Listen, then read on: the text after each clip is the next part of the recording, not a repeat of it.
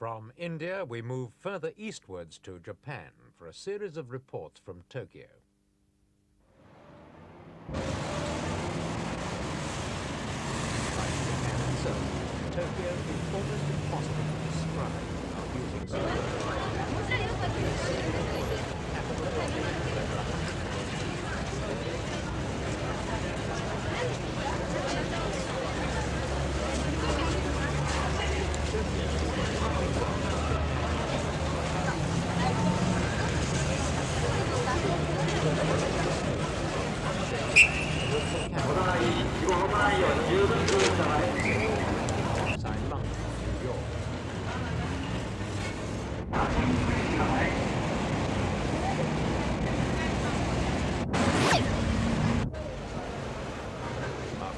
decades of rocket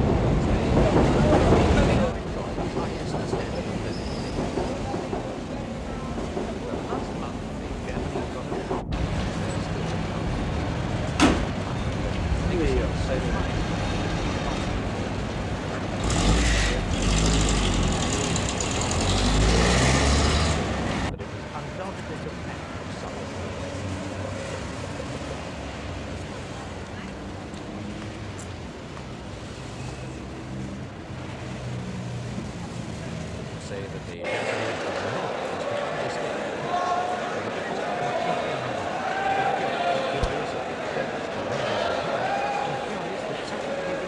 could be inflicted on them by a political ally and a close trading partner. But if they felt betrayed, they had little time to brood on it as they struggled to protect the yen.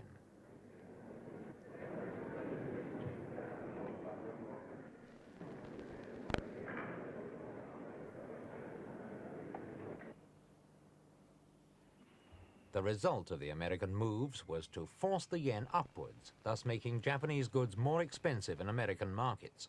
This, together with the import surcharge, will severely curtail Japan's enormously profitable export trade with the United States.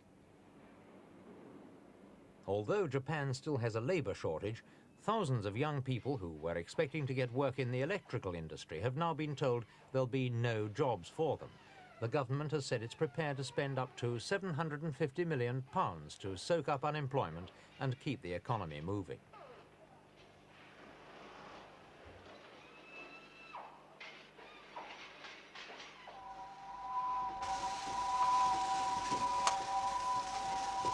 Japan's toy makers are particularly worried by Mr. Nixon's policy.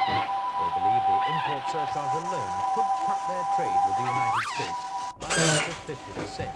Hard cash means about £27 million a year. This is just one of 32 factories in Omachi-no-machi, or Toy Town, an industrial estate some 60 miles from Tokyo. It was aiming to become the centre of Japan's toy industry, but its hopes for expansion are now small. 5,000 people who live, work, are wondering whether their companies can survive.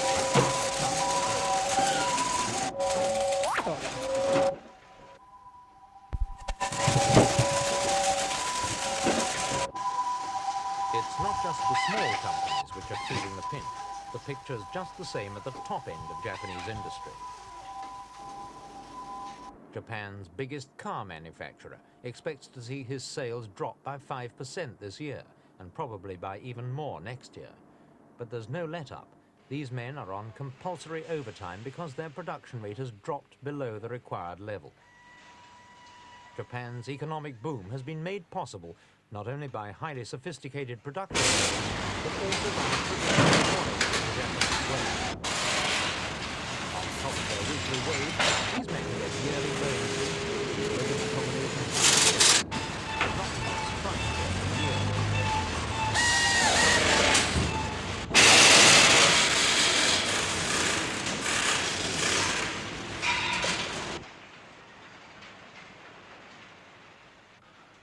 Until now, Japanese car manufacturers have had a relatively easy time in the unprotected American market. Now that they're being frozen out, they're having to turn to areas which they've so far virtually neglected. That means a much stronger sales effort, not only in Europe, but in countries traditionally supplied by European manufacturers. Japan is even preparing to enter the communist Chinese market as a result of the improving relations between the two countries.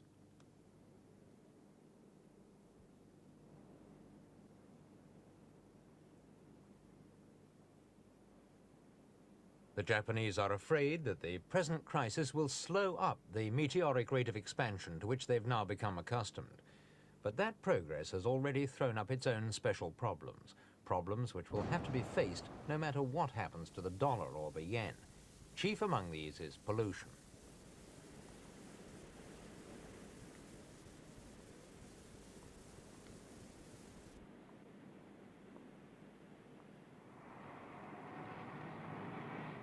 Tokyo is one of the most polluted cities in the world. Its air is so foul, traffic policemen can't survive without periodic whiffs of pure oxygen. The city's streets are crowded with vehicles, all apparently moving at breakneck speed. But with peak hour bottlenecks, the average speed is barely 11 miles per hour. The problem's made worse by the humidity of the Japanese summer, which combines with automobile and industrial pollution to form a dense white smog which descends on the cities like a lethal blanket. The result has been a marked increase in chest ailments and a new kind of asthma. The Japanese have even developed at least one totally new killer disease called itai, caused by cadmium pollution of rivers used for drinking water.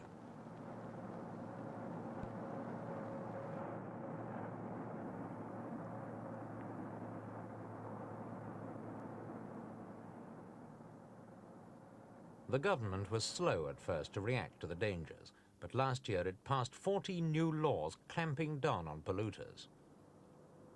Tokyo Town Council has set up a pollution control center which monitors discharge from 115 factory chimneys as well as carbon monoxide levels from car exhausts.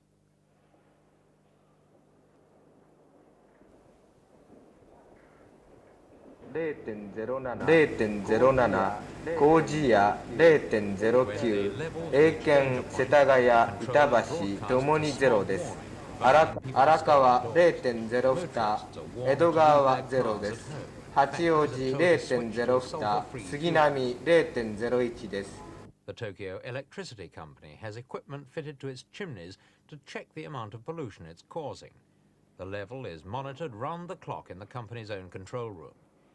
In the Ginza, Tokyo's main shopping center, a noise meter tells shoppers when noise levels rise dangerously and offending motorists can be prosecuted.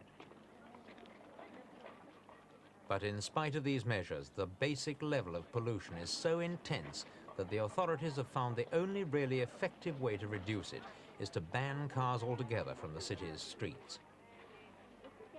This was the first attempt a year ago. It was so successful that Ginza's now closed to traffic every Sunday.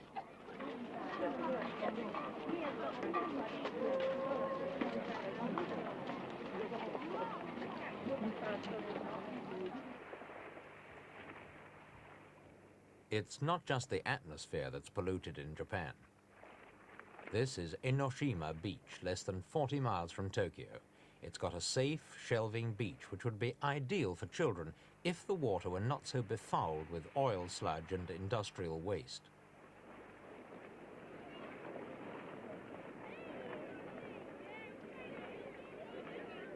Despite its filthy waters, Enoshima is still popular with Tokyo residents, which goes to show just how much people will put up with in an overcrowded environment. But a halt will clearly have to be called.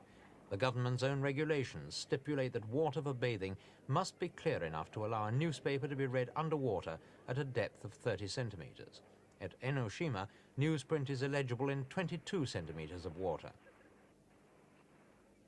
The government's new anti-pollution legislation will certainly help, but there's only a faint chance that the waters of Tokyo Bay will ever run clean again.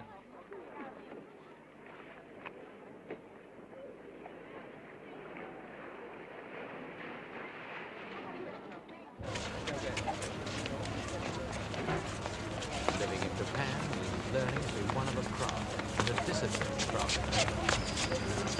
Typically Japanese precision, these school children are rehearsing what is in fact an exercise in survival. they're preparing for something that may never happen, will make Tokyo's problems of pollution pale into insignificance.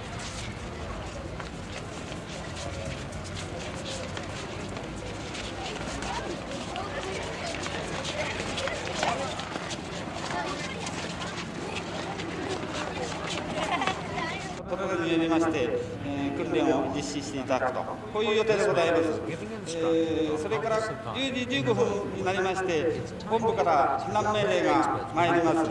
ご承知の通り、ここは予備避難所になっておりますので、区の指定しております広域避難所。 Council is so concerned about the possibility that it recently organized a mock earthquake which brought large parts of the city to a standstill.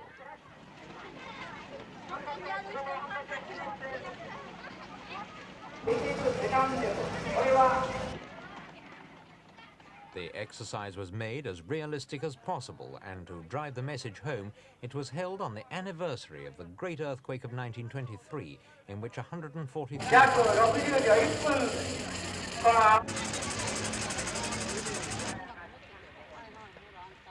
seismologists say that if an earthquake of the same intensity happened today, it would kill 500,000 people in the 5 most vulnerable wards of the city alone.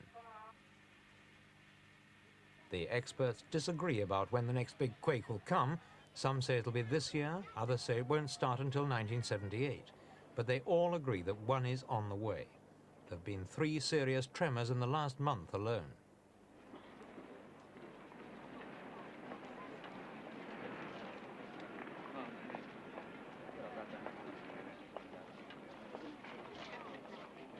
We'll have one of these, an earthquake survival kit. It contains food, soap and towel, cups, a can opener and a razor, and also an instruction booklet.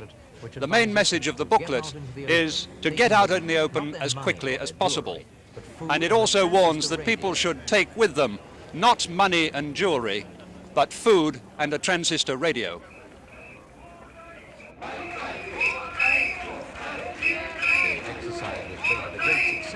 City Council, but not by certain student groups who came out onto the streets complaining that either it could be a civil defense exercise in disguise, or that the precautions were inadequate.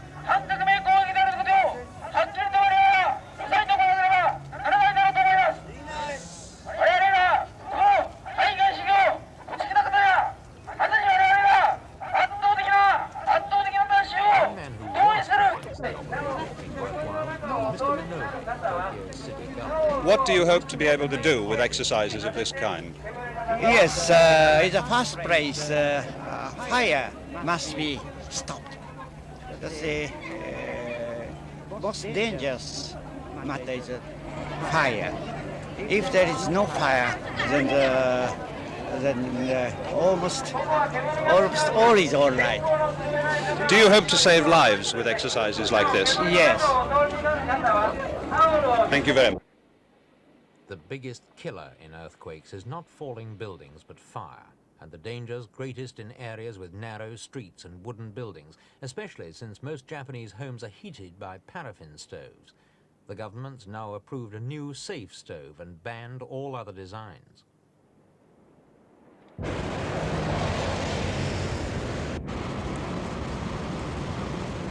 Tokyo is certainly prone to earthquakes, but it's surprising to see just how many high-rise buildings the city now contains. This, for example, is the world's tallest hotel, the 47-story Keio Plaza, specially designed to withstand both earthquakes and typhoons.